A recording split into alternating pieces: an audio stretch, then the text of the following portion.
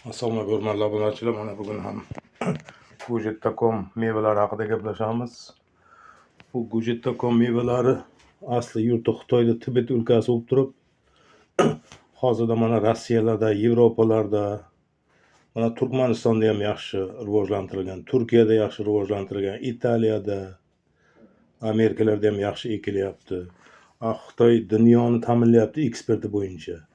Lekin zakazsangiz vaqtiga yetkazib berolmaydi. Lekin qimmat mahsuloti. Mana shu Yevropalarda yaxshi bir sinovdan o'tganda, u yoqlarda Ягоды Gochi, Gujitda.com, Kitayskiy Dereza, Superfood, keyin Krasniy Ninja deb nomlangan Yaponiyada. O'zimizda ham Ягоды Gochi deb boshladik, taqiq qo'yildi. Endi masalan nomini o'zgartirdik. Gujitda.com deb yuritamiz. Bir tomonlama yaxshi bo'ldi. Erta yillar ko'p chetga eksport chiqaradigan bo'lsak, Ягоды Gochiga umuman sotib olmaydi u tomonlarga. Mana Gujitda.com deb sotadigan bo'lsak, imkoni bor sotishda. Chunki yangi nom bu. Keyin hozirda ko'p savollar tushyapti. Mana qandli diabet haqida. Bu qandli diabet uchunmi deb. Yo'q, bu asli qandli diabet uchun emas. Bu asli yaxli terapiya deyilgan, kompleksli terapiya.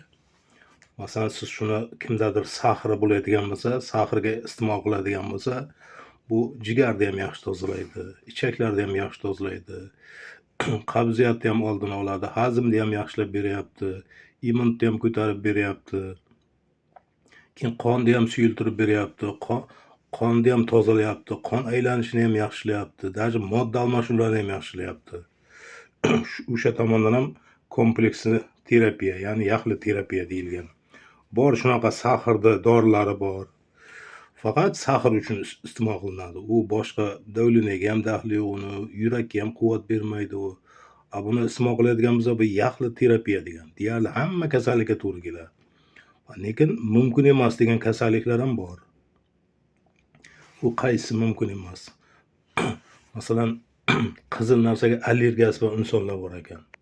Ular 10 mingtadan bitta bo'ladimi? 2 mingtadan bitta odamda uchraydimi? U qizil narsa, даже tarvuz yesa ham, pomidor yesa ham badanda toshma-tosh ketadi. Ana ularga mumkin emas. Keyin mana 3 yoshdan pastki bolalarga mumkin emas, homilador ayolga mumkin emas, emizikli ayolga mumkin emas, temperatura qilib turganda mumkin emas. Keyin mana qonni suyultiruvchi dorilarga qo'shib iste'mol qilish mumkin emas. Chunki o'zi qonni yaxshi suyultiradi-da. Ras o'zi qonni yaxshi suyultirganda uni nima kerak, uni qo'shimcha uni ham iste'mol qilib yurib. Qonni ham me'yorda suyulgani yaxshi-da, juda ham haddan tashqari suyulib ketgani. Bu ham bir kasallik. Me'yordagisi yaxshi baribir. Shuning uchun aytilganki, kuniga 2 mahal iste'mol qilish kerak, doimiy deyilgan. Sog'lom odamlar kuniga 1 mahal deyilgan. To'g'ri, o'zi bir qimmat narsa doimiy iste'mol qilish uchun. Hozirda sizlar uchun shunaqangi imkoniyatlarni yaratishga harakat qilyapmiz. Mana ko'chatlarni ham sotyapmiz. Masalan, oilangizda 2 tagina ko'chati bo'ladigan bo'lsa, 2 ta ko'chat sizga to'liq yetkazib beradi mevani. Chunki 1 yilda 15 marta hosil beradi deyilgan, 13 marta. Bizda 15-20 ga ham borib qolyapti. Chunki issiq o'lka O'zbekiston. O'sha uchun qiziqib bir 2 ta ko'chatini ekib olingizlar. Keyin doimiy iste'mol qilganda ko'chati bo'lgandan keyin ular biza oilaviy iste'mol qilish kerak. Mana yosh bolalarga kamroq miqdorda, yosh kattalarga 15 gramdan 30 gram bir kunlik normasi. Keyin bizlardagilar shunaqa bir gibridlashtirilgan, asli yurti Xitoyda Tibet o'lkasidan olib kelganman-da, gibridlashtirilgan. Gibridlashtirilganni foydali tomoni qanaqa? Mana daraxtdan uzib yesa bo'ladi deyilganda bizlardagilar. Atak mana yovvoyidan ko'paytirilgan, hozir shunaqalar ham ko'payib ketdi. Ularni daraxtdan uzib yeb bo'lmaydi. Chunki tarkibidagi suvi zaharli deyilgan. O'sha uchun quritib, qurigandan keyin suvi chiqib ketadi, o'shanda iste'molga mumkin deyilganda. Bizlardagilar yesa bo'ladi. Faqat uni ham me'yori bilan, me'yordan oshib ketmaslik kerak. Me'yori deganda qanday? Ertalabdan obedgacha bo'lgan vaqtga 10 dona, Abitdan keyin kechgacha bo'lgan vaqtga 10 dona pishib turgan daraxtdan uzib yesa bo'ladi. Shunday mana qurtilganini iste'mol qilyotmasa ham bo'laveradi yozni sezonida. Sezoni ham qanaqa? May oyidan to dekabrgacha hosil beradi. O'shanaqa paytga faqat huylidan yeb ketaversa bo'ladi. Huyli juda bir yaxshi ta'mi. Shu e'tiborli bo'lib yemasangiz odam o'zini to'xtatolmaydi. Yegan sayin yegisi kelaveradi. Ta'mi qanday? Shirin ham emas, achchiq ham emas, nordon ham emas. Qandaydir bir aromatli ta'mi borda, odam yegan sayin yeb bo'lgandan keyin odam yana yegisi kelaveradi. O'sha tomonlardan ehtiyot bo'lish kerak. Me'yordan oshirib qo'ymaslik kerak. Me'yordan oshib ketadigan bo'lsa, ko'ngil aynib boshlaydi. Keyin ishda suraveradi. Keyin juda ham ko'p yeb qo'ysa, davlina ko'tariladi, yurak tez uradi deyilgan. Shu 10 donasi boshlanishiga kam-kam shu 10 donagacha etsangizlar, buyog'i yaxshi juda bir. Mana boshlanishga ko'chatini ekkanlar birinchi yillarda o'sha barigini ham novut qilmaslik kerak. Barigini ham olib qo'yib, xuddi choyni damlaganday qilib, quruq choy solib, keyin ustida buni barigidan ham gata qo'shib damlab iste'mol qilib ketaverish kerak. U ham juda bir foydali narsa barigi ham. Bu kasalliklarga keladigan bo'lsak, deyarli hamma kasalga to'g'ri kelyapti qolgan kasalliklarga. Bizda hozir iste'mol qilyapti, polartritga iste'mol qilyapti, jigar bo'yicha, yurak yetishmovchiligi, onkologiyaga chalinganlar, saharga, davlinaga, tanadagi oq dog'larga, ko'p har xil kasallikka iste'mol qilyapti. Mana ko'zda nuriga, doimiy iste'mol qilib yurgan odamda ko'zni nurini ham ko'paytiryapti. Даже mana kataraktalargacha so'rilib ketyapti. Mana doimiy iste'mol qilib yurganlarda даже katta vrachlar ham men bilan maslahatlashyapti, shtobi qondagi trombni ocha biladimi, yo'qmi? Lekin doimiy iste'mol qilib yurganda ochadi. Mana ayrim bir kuni qo'ng'iroq qilishdi, bir yurak qon tomirlar bo'yicha o'zini tanishtirdi, professorman deb. U kishida ham bor ekan. U kishi ham iste'mol qilyapti hozirda. Lekin ochadi. Buni to'liq ishontirib bilaman, chunki qon me'yorda suyulib, me'yorda odam ana bo'lgandan keyin tromblar ham ochiladi. Hozir kimga qarasangiz qoni quyuq. Yosh yigitlar, ayollarimiz stent qo'ydirishim kerak. U qonni quyuqlashib qolishi bari yeb ichishimizga bog'liq. Yeb ichishda sal e'tiborli bo'lish kerak. Sal bir ovqatlanish madaniyatini ham o'rganishimiz kerak. Shunda hammasi yaxshi bo'ladi, hammasi izga tushadi. Avvalambor kayfiyatni yaxshi qilib yurish kerak. Buni iste'mol qilib yurganda mana ishda qotish bo'lmaydi. Xohlaysizmi yo'qmi, ich bir yumshoq keladi. O'shanaqa ichingiz yumshoq keldimi, ishda ich qotish bo'lmadimi, ichaklar tozami, o'ylangki hamma kasal so'rilib ketadi.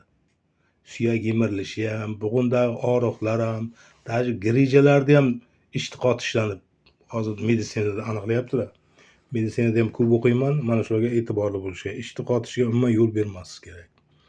Masalan, menga ko'plar qo'ng'iroq qiladi. Menda tanamda oq dog'lar bor, saharim bor, davlinam bor. Lekin bu ichkaridan, bu yurakdan gaplashib kelganda aytishiga qaraganda, ularda ham hazmni buzilishi bor. O'tda dimlanish, ich qotish. O'sha uchun salgina e'tiborli bo'lish kerak. Ichni qotishiga yo'l bermaslik kerak. Ovqatlanishga e'tibor qilish kerak. Mana kech bo'lganda, qarong'i tushganda, kechalari ovqat yemaslik kerak iloji boricha. Doim kayfiyatni yaxshi ushlash kerak. Kayfiyatingiz yaxshi bo'lsa, odamda ko'p ich qotish ham bo'lmaydi. Hazm ham yaxshi bo'ladi. Kayfiyatingiz yo'qmi, asabiy bo'lyapsizmi, bilingki, o't qobida tashlash bo'lmaydi. O'shandan keyin o't qobi vaqtiga tashlamadimi, ovqatlanishga noto'g'ri e'tibor qilyapsizmi, ichda qotish bo'ladi. Mana qoningiz quyuq bo'ldimi, o'zi asabiy bo'lib qolasizda. Sal narsa sizga yoqmaydi, salga asab bo'lasiz, baqirasiz, jahl qilasiz. O'shanda bir o'rganish kerak. Menga nima? U asab bo'lganingiz bilan hech nimani hal qila olmaysiz. Yo bu kulib, xursand bo'lgan bilan ham bir xil muammoni hal qila olmaysiz. Shunday ekan, sog'lik uchun kayfiyatni yaxshi qilib yashashni o'rganish kerak. Xursandchilik, kulish kerak. Mana uyga kirib olishganda ham muzikani qo'yib, maraqab o'ynash kerak. Telefon muzikasiga bo'lsa ham. Juda tushunmasangiz qo'ng'iroq qilingizlar, gaplashamiz yana ham. Bir psixologik yo'llar bilan odam o'zini kayfiyatini ko'tarish kerak-da. Shunda hammasi yaxshi bo'ladi, hammasi izga tushadi. Bu go'jetda mevalar bilan deyarli barcha kasalni davolasa bo'ladi, barcha kasalni. Masalan, sahirga, davillarga, oq dog'larga deb istismol qiladigan insonlarga murojaatimiz, qo'ng'iroq qilingizlar, maslahatlashingizlar. Maslahatlashib birga o'qisak juda bir yaxshi-da. Masalan, bizlardagi davolashimiz bari onlayn, siz olyapsiz, o'zingizcha iste'mol qilyapsiz. Men sotyapman, sizga maslahat berolmayman. Shuning uchun qo'ng'iroq qilingizlar, maslahat so'rangizlar, yechimini topsa bo'ladi. Shunchaki ichib yurish emas, ayrim narsaga e'tibor qilish kerak to'g'ri kelib qoladi. Kimdadir jahli tez, asabiy bo'ladi, mana shulardan chiqishni harakatini qilamiz bu psixologik yo'l bilan. Psixosomatika degan narsa bu, odamni o'zini o'zi ishontirish. Mana shularga e'tiborli bo'lish kerak. Har bir insonni o'zini ichida shunaqangi bir doktori borda. Har qanday kasalni yengib o'tadi, faqat unga yaxshigina kayfiyat kerak. Shu ichdagi organga, miyaga bir kayfiyatni yaxshilab bersak, shunaqangi o'zi kasallar yengib o'tib ketadi. Shu doimiy iste'mol qilib yurgan odamda miyani ham yaxshi aniqladi, keyin xotiraga ham yaxshi deyilgan. Faqat doimiy iste'mol qilib yurish kerak. Doimiy iste'mol qilib yurgan odamda go'jetda komda semirib ketish bo'lmaydi, yosharish xususiyati bo'ladi. Umrni uzaytiruvchi xususiyatlari bor. Siz ichaklaringiz toza bo'lib, qabziyat bo'lmasa, jigarlar toza bo'lsa, inson ko'p yashaydi-da. O'sha uchun kommentariyachilar ham juda norozi bo'lmasin, Alloh uzaytiradi umrni deb. Odam sog'lom bo'lsa, qancha umr bersa yashayveradi Allohimiz.